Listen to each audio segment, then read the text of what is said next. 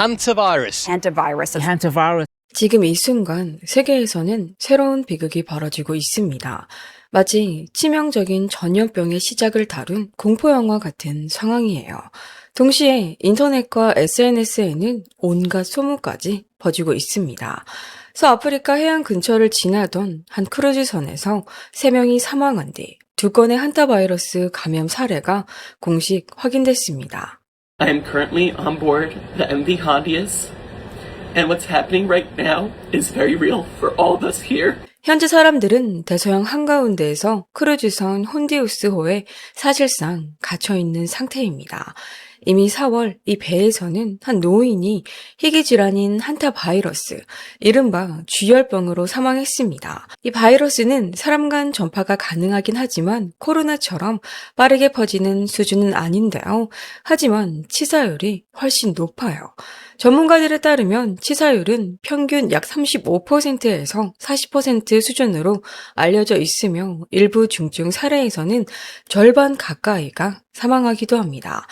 즉 전파력은 코로나보단 낮지만 한번 중증으로 진행되면 훨씬 더 치명적일 수 있다는 점 때문에 사람들이 공포를 느끼고 있는 겁니다. 집단 감염 우려 때문에 어느 나라도 이 배의 입항을 허가하지 않았습니다. 승객 3명이 사망했고 일부는 병에 걸렸으며 나머지 사람들은 격리 상태에 놓여 있습니다. 현재 수백 명이 여전히 배 안에 남아있고 약 40명 정도는 이미 하선해 각자의 나라로 돌아간 것으로 알려져 있습니다. 문제가 된 건 서아프리카 해안 근처에서 한타바이러스, 집단 감염이 의심된 이 크루즈선이었습니다.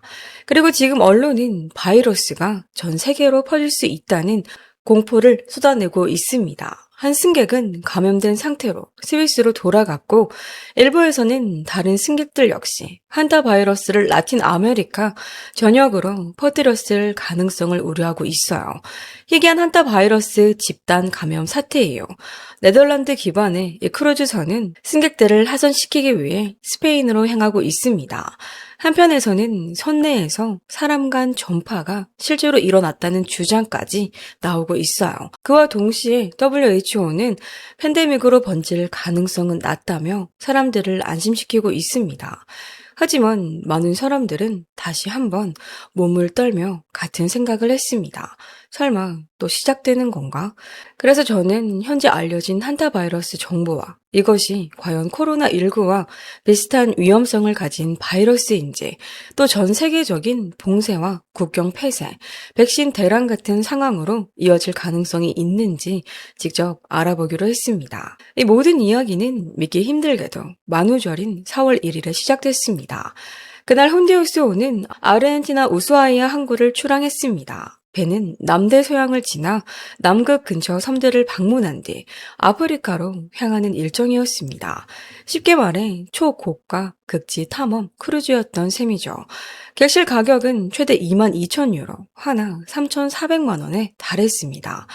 배에는 승객 88명과 승무원 59명, 총 147명이 타고 있었고 국적도 매우 다양했습니다. 배에는 23개국 출신의 승객과 승무원들이 타고 있었어요. 처음 며칠 동안은 모든 것이 평온했습니다. 그러다 4월 6일, 네덜란드 출신의 한 고령 관광객에게 독감과 비슷한 증상이 나타나기 시작했습니다. 고열, 극심한 쇠약감, 그리고 호흡 이상 증세였습니다. 그리고 5일 뒤인 4월 11일, 그 남성은 선내에서 사망했습니다. 당시만 해도 사람들은 큰 의미를 두지 않았죠. 하지만 곧 그의 아내 역시 같은 증상을 보이기 시작했어요. 증상은 남편과 거의 똑같았습니다. 이후 배는 세인트 헬레나 섬에 정박했고 사망자의 시신과 미망인은 요하네스버그로 이송됐습니다. 여성은 현지의 대형 감염병 센터에 입원하게 돼요. 하지만 의사들도 그녀를 살리지 못했습니다. 결국 4월 26일 그녀 역시 병원에서 사망했습니다. 그제야 요하네스버그 의료진은 두 사람의 정확한 사망 원인을 밝히기 위한 검사를 진행하기 시작합니다. 그 전까지 의사들은 자신들이 어떤 질병과 싸우고 있는지조차 몰랐습니다. 초기 증상은 중증 비정형 폐렴처럼 보였기 때문인데요. 하지만 5월 2일 전문가들은 이것이 한타 바이러스라는 사실을 밝혀냅니다. 정확히는 안데스 바이러스였습니다. 이 바이러스는 현재 알려진 한타 바이러스 가운데 유일하게 사람 간 전파가 가능한 A형입니다. 한타 바이러스에는 인간을 감염시킬 수 있는 변종이 약 50종 정도 존재합니다. 그중 안데스 균주는 남아메리카 지역에서 퍼져 있으며 특히 아르헨티나에서 흔하게 발견되는 주요 균주로 알려져 있어요. 그리고 이 균주의 가장 위험한 특징은 특정 조건에서 사람 간 전파가 가능하다는 점입니다. 물론 전파 가능성 자체는 높지 않아요. 하지만 실제 사례가 존재한다는 게 문제였죠. 전문가들은 그 이유를 바이러스량 때문일 가능성이 높다고 보고 있습니다. 안데스 균주는 일반 한타 바이러스보다 체내 바이러스량이 더 높게 형성될 수 있기 때문에 사람 간 전파 가능성 역시 상대적으로 높다는 설명입니다. 그리고 얼마 지나지 않아 세 번째 사망자가 발생했습니다. 5월 2일 독일 국적의 승객 1명이 추가로 사망한 건데요. 당시 배는 카보베르데 근처 해역에 접근하고 있었어요. 현재까지는 이것이 마지막 사망 사례로 알려져 있지만 감염자는 더 존재해요.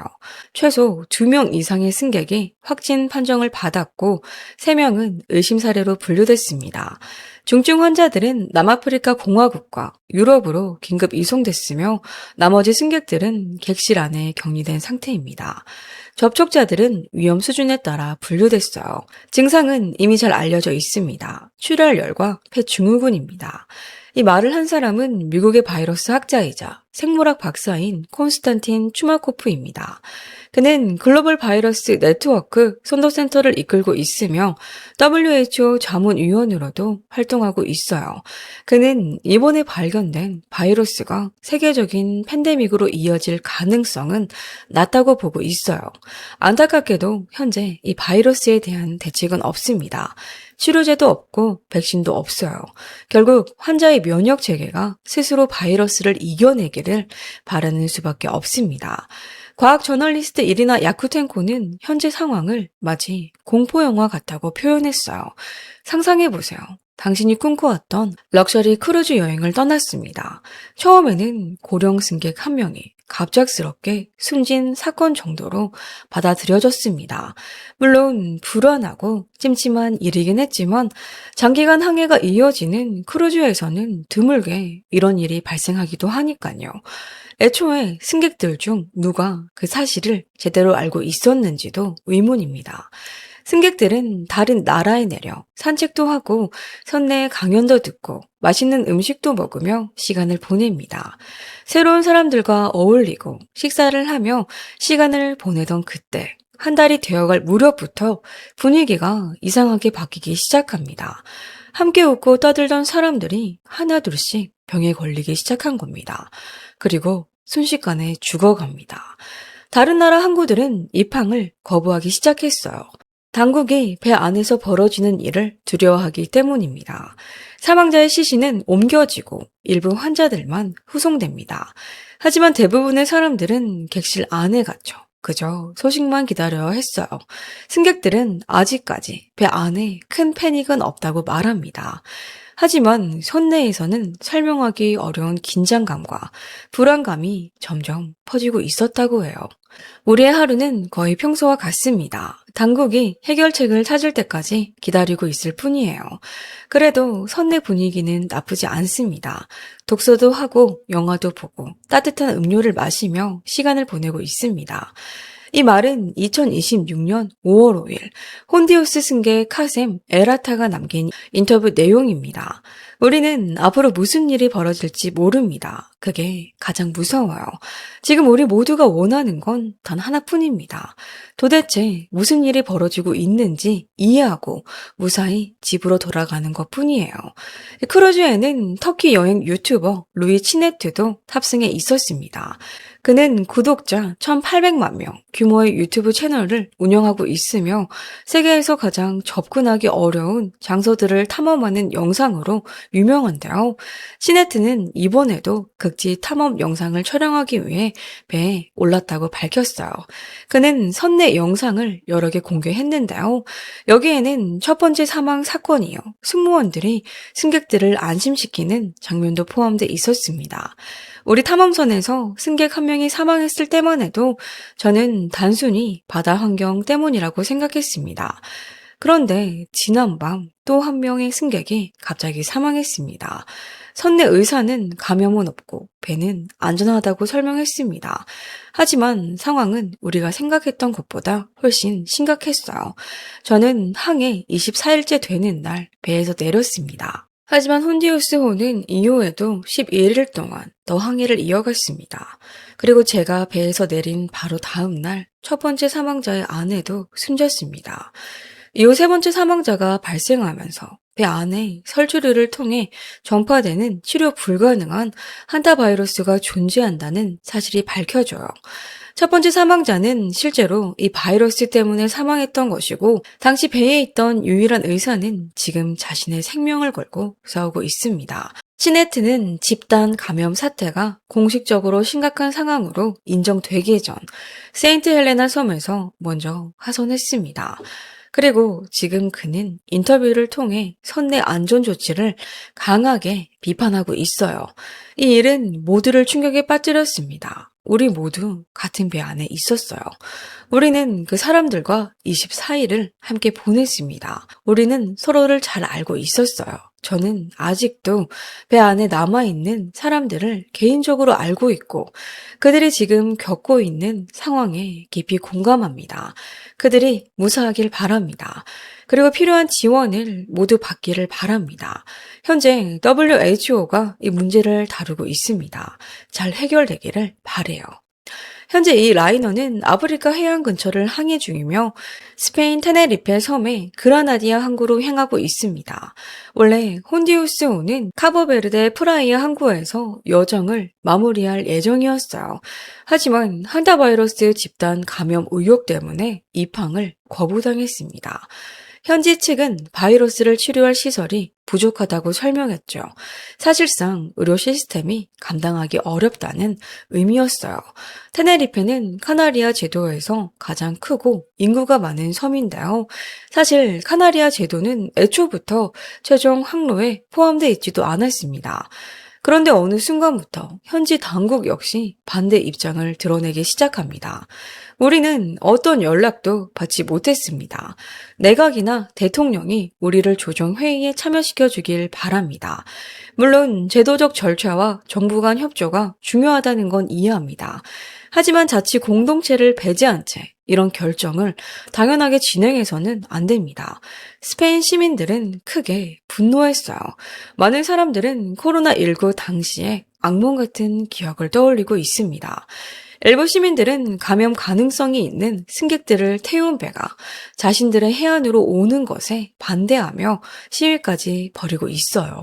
SNS에는 이미 배를 들이지 말라는 요구와 함께 중앙정부를 비난하는 글들이 쏟아지고 있습니다. 사람들은 중앙정부가 카나리아 제도를 일종의 완충지대처럼 취급하고 있다고 주장합니다. 그리고 또 하나의 문제는 현지 의료 시스템 상태입니다. 물론 테네리페는 카보베르데보다 훨씬 상황이 낫습니다. 하지만 주민들은 여전히 걱정하고 있어요. 만약 바이러스가 더 퍼지기 시작한다면 섬의 의료 시스템이 그 상황을 감당하지 못할 수도 있다고 말이죠. 지금 가장 불안해하는 건 승객들만이 아닙니다. 관광업계 역시 긴장하고 있어요. 카나리아 제도는 사실상 관광 산업으로 움직이는 지역이기 때문인데요. 그런 곳에 전염병이 발생한 크루즈선이라는 이미지가 더 씌워진다면 지역 경제 전체에 엄청난 타격이 될 수밖에 없습니다. 하지만 동시에 현실적인 문제도 존재해요. 배 안에는 실제로 아픈 사람들이 있어요. 결국 스페인 정부는 논란 속에서도 혼디우스호를 받아들이기로 결정합니다. 다만 승객들은 즉시 육지로 내리게 하지는 않을 예정입니다. 우선 의료진이 승객 전원을 검사한 뒤 위험 수준에 따라 분류하게 됩니다. 증상이 있거나 확진자와 밀접 접촉했던 사람들은 별도 격리와 추가 검사를 받게 됩니다. 증상이 없는 외국인 승객들은 특별 항공편을 통해 빠르게 본국으로 송환할 계획입니다. 반면 스페인 국적 승객 14명은 군용기를 이용해 마드리드 병원으로 이송됩니다. 그곳에서 최대 45일 동안 관찰을 받게 되는데요. 사실상 또 다른 격리 생활인 셈이죠. 사실 이런 바이러스성 집단 감염은 크루즈선에서 드물지 않게 발생해요. 이유는 단순합니다. 사람들이 지나치게 가까운 공간에서 함께 생활하기 때문이에요. 승객들은 같은 식당에서 아침과 점심, 저녁을 먹고 바에 모여 이야기를 나누고 함께 관광을 다니며 오랜 시간을 보냅니다. 즉 바이러스가 사람 간 전파될 수 있는 환경 자체는 이미 만들어져 있는 거예요. 그래서 전문가들은 전염성이 있는 아주 강한 바이러스가 아니라고 해도 현재 최소 5명에서 6명 정도는 이미 감염됐을 가능성이 있다고 보고 있습니다. 아마 지금 이 이야기를 들으며 많은 사람들이 2020년을 떠올리고 있을 겁니다. 코로나 팬데믹 초기 다이아몬드 프린세스호에서 대규모 집단 감염이 발생했던 사건 말이죠. 수천 명의 승객과 승무원이 타고 있던 이 크루즈선은 일본 요코하마 앞바다에서 그대로 격리됐어요. 그보다 앞서 홍콩에서 하산했던 한 승객의 감염 사실이 확인됐기 때문입니다. 어쩌면 지금 상황은 그때의 그 악몽을 다시 떠올리게 만들고 있는지도 모르겠어요. 당시 승객들은 사실상 2주 넘게 객실 안에 갇혀 생활해야만 했습니다. 처음에는 당국 역시 선내에서 감염을 통제할 수 있을 거라고 생각했어요. 하지만 바이러스는 계속 퍼졌고 결국 700명 이상이 감염됐으며 14명이 사망했습니다. 그리고 지금 혼디우스호에서도 비슷한 장면이 반복되고 있는 것처럼 보이고 있습니다. 폐쇄된 공간 안에서 질병이 퍼지고 있다는 점 때문에 말이죠. 하지만 전문가들은 이번 상황이 코로나 때와 완전히 같지는 않다고 강조합니다. 적어도 한타 바이러스와 코로나 바이러스는 전혀 다른 종류의 바이러스이기 때문인데요. 한타 바이러스는 설치류를 통해 전파되는 바이러스 계열입니다. 보통 사람들은 설치류의 마른 배설물이나 소변, 침 등이 섞인 먼지를 흡입하면서 감염됩니다. 그리고 안데스 바이러스는 그 한타 바이러스들 중 유일하게 사람 간 전파가 가능한 종류인데요. 이 바이러스는 주로 폐를 공격합니다. 처음에는 피로감과 발열, 근육통 같은 증상으로 시작돼요. 이후 두통과 어지럼증, 오한, 소화장애 등이 나타나고 상태가 심해지면 폐에 치명적인 문제가 발생할 수 있습니다. 특히 폐 증후군으로 진행된 환자의 경우 치사율은 약 38%까지 올라갑니다. 하지만 다시 말하자면 이건 코로나19와는 다릅니다. 전문가들에 따르면 한타 바이러스는 코로나 바이러스보다 사람 간 전파력이 훨씬 낮습니다. 평균적으로 안데스 바이러스 감염자 1명은 1명 미만에게만 바이러스를 전파하는 것으로 알려져 있어요. 반면 초기 코로나 변종은 감염자 1명이 최대 3명 정도를 감염시킬 수 있었습니다. 물론 역학자들과 공중보건당국은 여전히 긴장 상태를 유지하고 있습니다.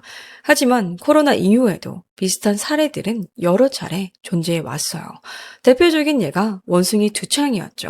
당시에도 상당한 규모의 유행이 있었지만 결국 통제 가능한 수준에서 관리됐습니다. 전문가들은 앞으로도 이런 바이러스들과 계속 공존하게 될 가능성이 높다고 말합니다. 어쩌면 바이러스 학자들이 앞으로도 계속 바빠질 수밖에 없다는 뜻이기도 하죠. 사실 한타 바이러스 자체는 새로운 바이러스가 아닙니다. 최소 20세기 중반부터 알려져 있었고 이름 역시 한국의 한탄강에서 유래했습니다. 1950년 한국 전쟁 당시 그 지역 병사들 사이에서 대규모 감염 사례가 발견됐기 때문인데요. 이 한타 바이러스를 세계 최초로 발견한 사람은 대한민국의 이호왕 박사였습니다. 발견 장소인 한탄강의 이름을 따서 한탄 바이러스라고 불리게 되었고, 이후에 이와 유사한 바이러스들을 통칭하는 학명인 한타 바이러스가 되었습니다. 이후 의료 체계와 감염 관리 기술은 크게 발전했습니다. BBC에 따르면 한타 바이러스는 주로 유럽과 아시아 지역에서 발견되며 절반 이상은 중국에서 발생하고 있다고 해요. 반면 미국에서는 지난 30년 동안 총 890건 정도만 확인됐습니다. 미국 내 감염 사례 대부분은 설주류에 오염된 건물을 청소하다가 발생했어요. 하지만 설주류가 심하게 번식한 지역에서는 평범한 일상 작업만으로도 감염될 수 있습니다. 인간 감염 사례는 주로 시골 지역에서 많이 보고됩니다. 숲이나 들판, 농장처럼 설치류가 많은 환경들인데요. 한타바이러스 증후군은 일반적으로 감염 후 2주에서 4주 사이에 증상이 나타납니다. 하지만 빠르면 1주, 늦으면 8주 뒤에 발현되기도 합니다. 그리고 이것은 2026년 5월 4일 WHO 공식 성명에도 포함된 내용입니다. 현재 가장 우려되는 부분은 이번 집단 감염이 바로 안데스 변종과 관련돼 있다는 점이에요. 이 바이러스는 1995년 남아메리카 안데스 지역에서 처음 발견됐습니다. 희귀하지만 인간에게 가장 위험한 한타 바이러스 중 하나로 평가받고 있는데요. 그래서 전 세계가 긴장하고 있는 겁니다. 다만 다행인 점도 있습니다. 안데스 바이러스는 매우 밀접한 접촉 상황에서만 전파되는 것으로 알려져 있습니다. 예를 들어 같은 침대에서 자거나 좁은 객실 안에서 오랜 시간 함께 생활하는 경우 같은 상황 말이죠. 실제로 언론 보도에 따르면 혼디우스호에는 약 80개의 객실이 있었고 대부분은 2인실이었으며 일부는 3명에서 4명이 함께 사용했습니다. 현재 언급되는 6개국의 감염 사례 역시 대부분 항해 중 하선했던 승객들이거나 초기 증상이 나타나 먼저 이송된 사람들입니다.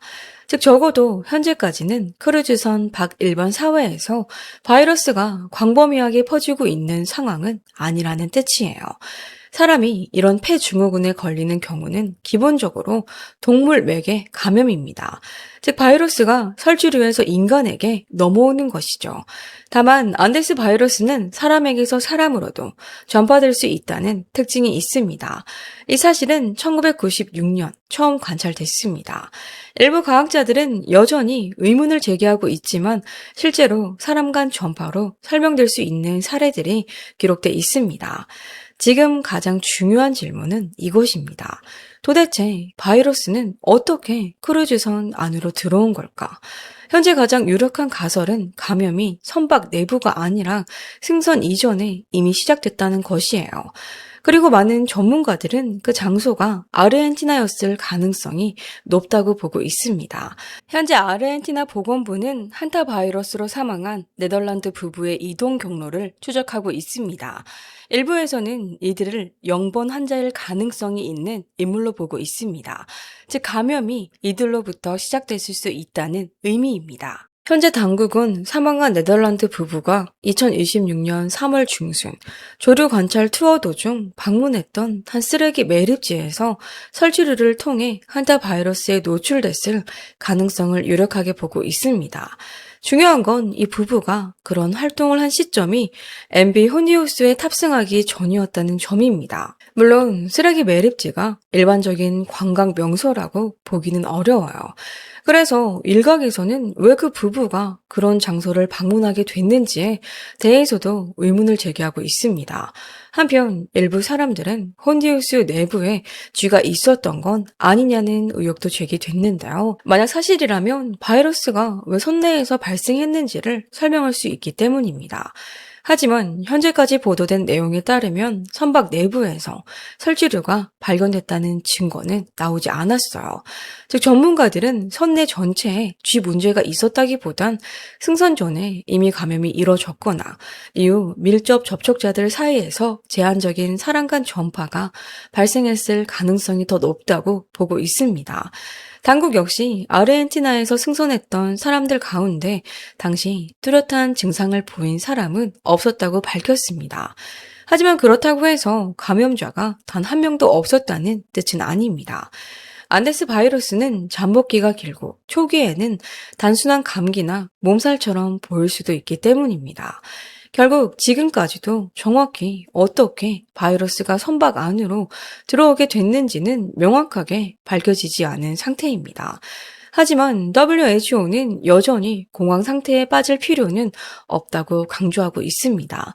이 바이러스는 코로나19처럼 빠르게 퍼지지 않습니다. 대부분 장시간의 밀접 접촉이 있어야 감염이 가능하다고 알려져 있습니다. 그리고 현재까지는 팬데믹 조짐 역시 보이지 않는다는 입장인데요. 최대 6주까지 이어질 수 있는 안데스 바이러스 잠복기를 고려하면 추가 감염 사례 가능성은 여전히 존재합니다. 이 사건은 매우 심각한 상황입니다. 하지만 WHO 평가에 따르면 일반 대중에게 미치는 건강 위험은 매우 낮은 수준입니다. 우리는 대규모 팬데믹 상황을 예상하지 않고 있습니다. 회원국들의 경험과 이미 시행 중인 조치들을 고려할 때 바이러스의 추가 확산 가능성은 낮다고 판단하고 있습니다. 하지만 이번 집단 감염은 침착하고 합리적으로 그리고 국제적인 협력을 통해 대응해야 합니다. 다행히 현재 대부분 국가의 보건당국은 그 중요성을 이해하고 있습니다. 그리고 의심 사례가 발생하면 매우 빠르게 대응이 이뤄지고 있습니다. 예를 들어 첫 번째 사스 사태를 떠올려 보면 당시에는 백신 없이도 격리와 이동 추적만으로 바이러스를 억제하는 데 성공했습니다. 현재 가장 위험하게 여겨지는 부분은 바로 잠복기입니다. 사람이 감염된 뒤 증상이 나타나기 전까지의 시간 말이죠. 문제는 이 기간 동안 감염자는 전염성을 가질 순 있지만 본인은 아무 증상도 느끼지 못할 수 있다는 겁니다. 그리고 안데스 바이러스의 잠복기는 최대 6주까지 이어질 수 있습니다. 그리고 바로 그 이유 때문에 WHO 역시 지금까지 확인된 것보다 더 많은 감염자가 있을 가능성을 주시하고 있습니다. 상황을 더욱 불안하게 만드는 건 약 40명의 승객들이 집단 감염 사실이 공식적으로 알려지기 전에 이미 배에서 내렸다는 점입니다. 그들은 각자의 나라로 돌아갔어요. 현재 각국 보건 당국은 이 승객들의 이동 경로를 추적하며 검사를 진행하고 있습니다. 특히 23명은 세인트 헬레나 섬에서 먼저 하선한 것으로 알려졌습니다. 지금 그 섬에는 이미 23명이 돌아다니고 있습니다. 그리고 불과 며칠 전까지만 해도 아무도 그들과 제대로 연락조차 하지 않았습니다. 호주인은 호주로 돌아갔고 대만인은 대만으로 돌아갔어요. 미국인들은 미국 각 지역으로 흩어졌고 영국인은 영국으로 돌아갔습니다. 네덜란드인들도 모두 각자의 집으로 갔고요. 나머지는 솔직히 기억도 나지 않습니다. 이 내용은 혼디우스호 승객 중 한 명이 2026년 5월 6일 스페인 신문 엘파이스와의 인터뷰에서 직접 한 말입니다. 그리고 상황을 더 어렵게 만드는 또 하나의 이유가 있는데요. 안데스 바이러스의 초기 증상이 일반적인 독감과 매우 비슷하다는 점입니다. 제가 앞서 설명했듯이 처음에는 단순한 감기나 몸살처럼 보일 수도 있어요. 그리고 바로 그 때문에 초기 대응이 늦어질 위험도 존재한다는 거예요. 안데스 바이러스 감염은 보통 고열과 극심한 쇠약감으로 시작합니다. 근육통과 두통이 나타나고 일부 환자들은 메스꺼움과 기침 증세도 겪게 됩니다. 문제는 그 이유입니다. 상태가 갑자기 급격히 악화될 수 있다는 점이죠. 일부 환자들은 심각한 폐 손상을 겪게 되고 호흡 자체가 어려워져요. 그리고 이 바이러스의 가장 위험한 특징은 혈관 세포 내부를 공격한다는 점입니다. 쉽게 말해 혈관벽이 비정상적으로 약해지는 거예요. 전문가들은 이를 마치 작은 구멍이 여러 개 뚫린 호수에 비유합니다. 원래 혈관 안에 있어야 할 액체와 혈액 성분들이 조직 안으로 새어나가기 시작하는 것이죠. 그리고 몇 시간 안에 환자에게 심각한 폐 부종이 발생할 수 있습니다. 혈압은 급격히 떨어지고 몸 전체에 산소가 부족해지는 상태가 찾아옵니다. 무서운 건 이 모든 과정이 너무 빠르게 진행된다는 겁니다. 그래서 많은 환자들이 이미 중증 상태가 된 뒤에야 병원에 도착합니다. 그리고 가장 안타까운 사실은 현재 안데스 바이러스에는 사실상 확실한 치료제가 없다는 점이에요. 사실 이런 상황은 다른 많은 바이러스성 질환에서도 비슷하게 나타납니다. 의사들이 할 수 있는 건 환자가 증상을 버틸 수 있도록 도와주는 것뿐이에요. 결국 환자의 면역 체계가 스스로 바이러스와 싸워 이겨내길 기다려야 한다는 겁니다. 초기 치료는 필요에 따라 해열제와 진통제를 사용하는 보조 치료를 포함해야 합니다. 임상치료는 신중한 수액 공급과 혈역학 모니터링, 그리고 호흡 보조를 중심으로 진행됩니다. 이 내용은 2026년 5월 4일 WHO 공식 성명 일부입니다. 이미 스스로 숨을 쉬기 어려운 상태가 된 환자들은 인공호흡기에 연결됩니다. 아마 여러분도 코로나 팬데믹 당시의 장면들을 기억하실 겁니다. 당시에도 많은 중증 환자들이 인공호흡기에 의존해야만 했습니다.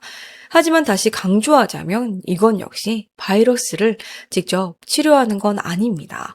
지금까지 설명한 모든 조치는 결국 환자의 생명을 최대한 유지하면서 몸이 스스로 질병을 이겨낼 시간을 벌어주는 것에 가까워요. 하지만 안타깝게도 모든 환자를 살릴 수 있는 건 아닙니다. 물론 중요한 변수 중 하나는 나이입니다. 이번 크루즈선 사례에서 언급되는 사망자 대부분은 70세 이상의 고령자들입니다. 나이가 들수록 면역 체계는 약해지고 여러 기저 질환 역시 함께 늘어나기 때문입니다. 반대로 어떤 사람들은 태어날 때부터 감염병에 강한 경우도 있어요. 선천적인 면역 체계 자체가 뛰어나기 때문입니다. 현재 일부 한타바이러스 종류에 대해서는 백신이 존재합니다. 하지만 가장 문제가 되고 있는 안데스 변종에 대해서는 아직 제대로 된 백신이 없습니다. 무엇보다 이 바이러스 자체가 매우 희귀하기 때문인데요. 북미와 남미 전체를 기준으로 해도 매년 보고되는 중증 한타바이러스 증후군 사례는 약 200건 정도에 불과합니다. 쉽게 말해 지금까지는 이 변종에 대한 백신 개발이 우선순위가 아니었던 거예요. 게다가 연구 자체도 매우 어렵습니다. 안데스 바이러스는 극도로 위험한 병원체로 분류되기 때문에 최고 수준의 생물 안전 연구소에서만 다룰 수 있어요. 당연히 실험 속도도 느려질 수밖에 없고 생산 과정 역시 큰 제약을 받게 됩니다. 하지만 코로나 팬데믹 이후 상황은 조금 달라졌어요. 전 세계적으로 바이러스 연구와 백신 개발 기술이 급속도로 발전했기 때문입니다. 현재 안데스 바이러스 백신 후보 중 하나도 시험 단계에 들어간 상태입니다. 2023년 미국 연구진은 실험실 동물 모델에서 해당 백신이 일정 수준의 보호 효과를 보였다고 발표했습니다. 다만 실제 인간 대상 대규모 사용까지는 아직 갈 길이 멉니다. 결국 대규모 임상 시험이 반드시 필요합니다. 솔직히 말해서 저는 왜 이 백신을 완전히 만들지 못하는지 정확한 이유는 모르겠습니다. 다만 가장 큰 문제는 비용입니다. 백신 개발에는 엄청난 돈과 시간이 들어갑니다. 원래 저는 시간이 오래 걸린다고 말하려고 했는데요. 사실 그것도 맞는 이야기죠. 예전에는 백신 하나를 개발하는데 수년, 길게는 10년 이상 걸리는 경우도 흔했습니다. 하지만 코로나 팬데믹이 보여줬듯 지금은 mRNA 기술 같은 새로운 방식 덕분에 1년도 안 돼 백신을 만들고 보급하는 것도 가능해졌습니다. 물론 이번 크루즈선 집단 감염은 많은 사람들을 공포에 빠뜨렸습니다. 배 안에는 여러 나라 출신의 승객과 승무원들이 함께 타고 있었기 때문인데요. 즉 이론적으로는 누구든 바이러스 복균자일 가능성이 있다는 뜻이죠. 그리고 대부분은 결국 각자의 나라로 돌아가게 됩니다. 혼디우스호에는 필리핀인이 가장 많았습니다. 선원만 38명이었어요. 그 다음은 영국인이었습니다. 승객 19명과 승무원 4명이 있었습니다. 이후 미국인 17명, 스페인인 14명, 네덜란드인 13명이 탑승하고 있었고 그 외에도 호주인, 캐나다인, 아르헨티나인, 그리스인, 일본인 등 수많은 국적의 사람들이 함께 있었습니다. 배에는 러시아인 승무원 1명도 있었고 우크라이나인 동료 5명도 함께 근무하고 있었다고 해요. 물론 이런 상황에서는 언제나 인간적인 변수가 존재합니다. 누군가는 감시망에 빠져나갈 수도 있고 누군가는 검사를 피하려 할 수도 있어요. 하지만 적어도 지금 이 크루즈선은 이미 전 세계의 주목을 받고 있습니다. 그리고 설령 누군가 감시를 벗어난다 해도 전문가들은 실제 감염이 퍼진다면 대부분 함께 생활하는 가족이나 가까운 접촉자 수준에 그칠 가능성이 높다고 보고 있습니다. 그럼에도 불구하고 SNS에는 이미 한타 바이러스 관련 공포 게시물들이 넘쳐나고 있습니다. 사람들은 이미 한번 비슷한 일을 겪어봤기 때문입니다. 틱톡과 인스타그램에는 새로운 팬데믹이 오는 것 아니냐는 불안한 게시물과 이를 밈처럼 소비하는 웃긴 영상들이 동시에 올라오고 있어요. 약 150만 명이 위험한 바이러스 때문에 선박 안에 갇혀 있습니다. 주민들의 안전을 위해 아직 항구 입항 허가도 받지 못했습니다. SNS에서는 이런 뉴스가 빠르게 퍼지기 시작했습니다. 그리고 사람들의 반응 역시 극단적으로 갈리고 있어요. 그냥 바다에 그대로 두세요. 우리는 또 다른 팬데믹은 필요 없습니다. 오해하지는 마세요. 그 사람들이 안타까운 건 맞습니다. 하지만 누군가 카메라 앞에서 몇 명의 승객 이야기를 하며 울고 있을 때 저는 나머지 80억 명도 생각하게 됩니다. 우리도 살아야 하니까요. 이 바이러스는 치사율이 40%이고 공기로 퍼진다고 합니다. 흑사병도 그랬죠. 코로나는 적어도 치사율은 상대적으로 낮았습니다. 하지만 이번은 다릅니다. 제발 그들을 육지로 들이지 마세요. 물론 사람들은 농담도 하기 시작했습니다. 우리가 2021년으로 돌아가고 싶다고 했을 때 이런 걸 원한 건 아니었는데 심지어 오래전 코로나 시절 올라왔던 게시물들까지 다시 끌려 나오고 있습니다. 어떤 게시물은 2020년 3월 당시 코로나 바이러스와 한타 바이러스를 비교하며 세계의 대결이라는 표현까지 사용했습니다. 또 다른 게시물에는 이런 문구도 적혀 있었어요. 방금 아르헨티나 크루즈에서 돌아왔습니다. 그리고 인터넷 특유의 밈 문화도 빠질 수 없었습니다.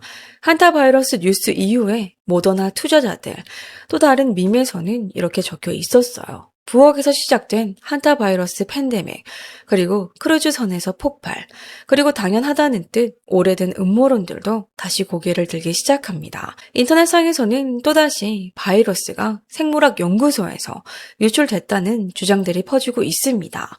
일부 사람들은 러시아 국방부가 과거 우크라이나의 생물학 연구소와 관련해 경고했던 내용을 다시 꺼내들고 있습니다.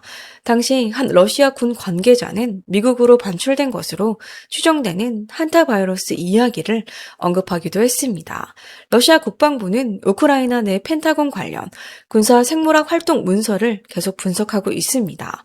해당 재단은 최소 24억 달러, 하나 약 3조 3천억 원의 규모의 자금을 보유하고 있습니다. 또한 이 재단과 미국 군사기관 주요 계약 업체들 사이에 긴밀한 연결 역시 확인되고 있습니다. 그리고 이번 크루즈선 비극 이후 러시아 선전 매체들은 다시 한타 바이러스 이야기를 적극적으로 꺼내기 시작했습니다. 최근 러시아 국영 통신사 타스는 익명의 소식통을 인용해 우크라이나 군인들 사이에서 한타 바이러스 감염 사례가 발견됐다고 보도했습니다. 그런데 이상하게도 사례가 발견됐다고 주장한 지역은 러시아 접경 지역인 하르키우와 수미 지역에 집중돼 있었습니다. 심지어 왜인지 리비우까지 언급됐습니다. 그리고 이어서 우크라이나 정부가 병든 군인들을 제대로 치료하지 않고 전선으로 돌려보내고 있다는 주장까지 등장했습니다. 하지만 전문가들은 이런 이야기들 대부분이 확인되지 않은 정보이거나 정치적 선전에 가깝다고 보고 있습니다. 결국 이런 주장들은 인터넷에 넘쳐나는 수많은 음모론 가운데 하나에 불과하다는 겁니다. 특히 이런 이야기들은 미국 내 일부 강성 보수 성향 커뮤니티와 마가 지지층 사이에서 빠르게 퍼지고 있습니다. 사실 이런 음모론 문화는 하루아침에 생긴 게 아닙니다. 저는 예전에 앱스타인 섬 관련 영상을 다루면서 왜 일부 미국인들, 특히 강한 정치 성향을 가진 사람들 사이에서 음모론이 강하게 퍼지는지 설명한 적이 있습니다. 그리고 전문가들은 이런 음모론 문화가 단순히 인터넷상에서 자연스럽게 생겨난 것만은 아니라고 말합니다. 특히 미국 정치권 일부 세력, 그중에서도 트럼프 진영이 유권자들의 음모론적 관심과 불신을 더욱 키우는데 적지 확대하는 영향을 미쳤다는 분석도 존재합니다. 트럼프의 과거 지지자들 가운데 일부 음모론 성향의 사람들은 특히 앱스타인 파일 공개 이후 대통령에게 실망감을 드러내기 시작했습니다. 그리고 이제 그들 사이에서는 또 다른 주장이 퍼지고 있습니다. 정부가 이번 사건의 실제 규모를 숨기고 있다는 겁니다. 인터넷상에서는 한타 바이러스로 이미 수십 명이 사망했다는 근거 없는 소문까지 돌고 있습니다. 새로운 봉쇄 조치를 준비하고 있다는 주장도 나왔어요. 미국의 일부 음모론자들은 정부와 제약회사가 일부러 위험을 부풀리고 있다고 말합니다. 이유는 뭘까요? 늘 그렇듯 통제를 위해서라는 겁니다. 혹은 앞으로 나올 백신과 치료제로 막대한 돈을 벌기 위해서라는 주장도 따라 붙습니다. 상황이 이 정도까지 번지자 WHO까지 직접 나서서 사람들을 진정시켜야만 했습니다. WHO는 코로나 사태와 같은 일이 다시 반복되지는 않을 것이라고 강조했습니다. 봉쇄 조치는 필요하지 않을 것입니다. 우리는 6년 전과 같은 상황에 있지 않습니다. 이 바이러스는 코로나 바이러스처럼 퍼지지 않습니다. 여기서 중요한 건 밀접하고 가까운 접촉입니다. 대부분의 한타 바이러스는 사람 간 전파가 되지 않습니다. 보통은 설치류와 그들의 배설물, 침, 소변 등을 통해 감염됩니다. 그리고 이번에 확인된 안데스 균주만이 사람 간 전파 사례가 일부 보고된 상태입니다. 사람들이 이렇게 예민하게 반응하는 데에는 이유가 있습니다. 한타 바이러스는 과거에도 큰 충격을 남긴 적이 있기 때문인데요. 특히 약 30여 년 전 미국에서 그랬습니다. 다만 그때 문제가 됐던 것은 지금의 안데스 바이러스가 아니라 시논브레라는 다른 균주였어요. 이 바이러스의 첫 대규모 집단 감염은 1993년에 발생했습니다. 당시 최소 27명이 사망했습니다. 주로 뉴멕시코, 애리조나, 콜로라도 지역에서 발생했으며 전체 감염 사례는 48건이었습니다. 특히 사람들을 더 충격에 빠뜨린 건 사망자 중 젊은 사람들이 많았다는 점이에요. 게다가 증상이 악화되는 속도도 매우 빨랐습니다. 1993년에 그 집단 감염은 미국 사회에 엄청난 충격을 남겼고 사실상 미국의 역학조사 체계를 바꾸는 계기가 됐습니다. 과학자들은 그때 처음으로 북미에도 자체적인 치명적 한타 바이러스가 존재한다는 사실을 깨닫게 된 거죠.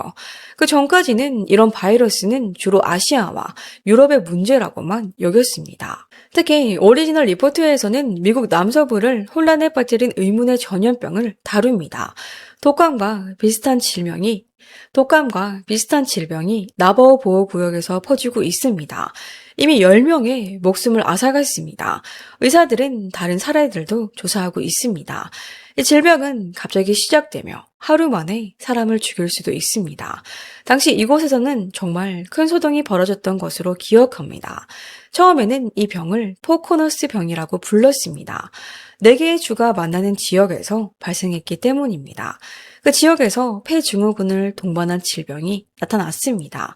그리고 얼마 지나지 않아 사람들이 설주류가 많은 곳에 먼지를 들이마시면서 감염된다는 사실이 밝혀졌습니다. 부디 이번 일이 크루즈선 안에서 벌어진 국지적인 비극과 일시적인 공포로 끝나길 바랍니다. 코로나처럼 전 세계를 뒤흔드는 팬데믹이 아니라 팬데믹 이후 언론이 크게 다뤘던 원숭이 두 창 정도의 사건으로 지나가길 바라는 사람들이 많습니다. 하지만 결국 중요한 건 앞으로 상황이 어떻게 흘러가는지를 지켜보는 것이겠죠. 중요한 새로운 소식이 나오면 최대한 빠르게 전해드리겠습니다. 사실 한타 바이러스가 사람들을 두렵게 만드는 이유는 이 바이러스가 가장 흔하거나 가장 전염성이 강해서는 아닙니다. 오히려 대부분의 사람들은 평생 한타 바이러스를 접할 일조차 없을 가능성이 큽니다. 하지만 이 질병은 사람들에게 굉장히 불길한 이미지를 떠올리게 만들어요. 과거 인류 역사에서 쥐는 흑사병과 연결되어 있었기 때문인데요. 그 자체만으로도 사람들에게 강한 공포감을 주는 거죠. 그리고 또 하나 무서운 건 증상이 너무 갑작스럽게 악화될 수 있다는 점입니다. 오늘은 단순한 독감처럼 느껴졌는데 하루 만에 호흡 곤란과 혈압 저하가 찾아올 수도 있다는 겁니다. 아마 앞으로 몇 주 동안은 열만 조금 나도 불안해하는 사람들이 굉장히 많아질 거예요. 물론 실제로는 단순한 미열이나 감기일 가능성이 훨씬 크겠지만요. 그리고 무엇보다 코로나 팬데믹 이후 사람들은 이제 불길한 조짐 자체에 굉장히 민감해졌어요. 그 몇 년의 시간은 우리의 세계가 생각보다 훨씬 취약하다는 사실을 보여줬습니다. 그리고 눈에 보이지도 않는 아주 작은 미생물 하나가 세상을 얼마나 쉽게 멈춰 세울 수 있는지도 보여줬죠. 아마 우리 세대는 앞으로도 새로운 전염병 뉴스가 나올 때마다 본능적으로 불안감을 느끼게 될지도 모릅니다. 하지만 적어도 현재까지 나온 통계와 전문가 의견만 놓고 보면 지금 당장 지나치게 공포에 빠질 상황은 아니라는 분석이 많습니다. 무엇보다 이 바이러스는 코로나처럼 빠르게 퍼지는 종류가 아닙니다. 정확한 상황은 잠재적 감염자들의 잠복기가 모두 끝나는 시점, 아마 7월쯤이 되어야 조금 더 분명해질 가능성이 큽니다. 여러분은 이번 새로운 집단 감염 사태에 대해 어떻게 생각하시나요? 댓글로 여러분의 의견도 남겨주세요. 혹시 이전부터 이 미스터리한 한타 바이러스에 대해 알고 계셨나요? 정말 공황 상태에 빠져야 한다고 생각하시나요?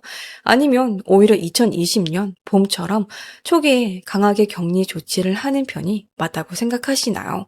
이야기는 여기까지입니다. 영상 끝까지 함께 시청해 주셔서 감사합니다. 무엇보다 모두 건강 조심하시길 바랍니다.